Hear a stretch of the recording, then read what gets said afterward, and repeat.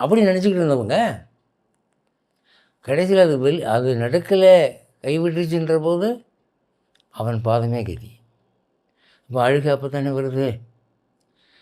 பார்க்கடல் கரையிலே போய் தேவர்கள் விண்ணப்பிக்கிற போதெல்லாம், எப்போ அது எல்லாம் விழுந்து ராட்சசர்கள் உதைக்கிற போது வேறு வழி இல்லாமல் அழுதுகிட்டே போய் நிற்பானுங்க.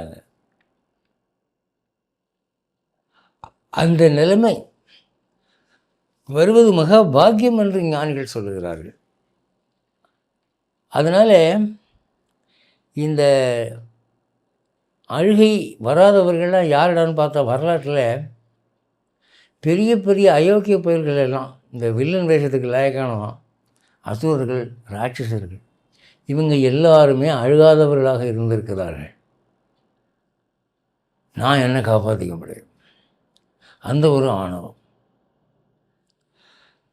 அந்த நிலைமை போகும்போது தான் இந்த அஞ்ஞானம் நீங்கி ஞானம் வருது. அதான் ராவணன்கிட்ட அவனுடைய உறவினர்கள்லாம் அட்வைஸ் பண்ணுறாங்களே, சீதை கொண்டு கொடுத்துட்டு அவன் கால் விழுந்து மன்னிப்பு கேட்குறான் அப்படின்னா,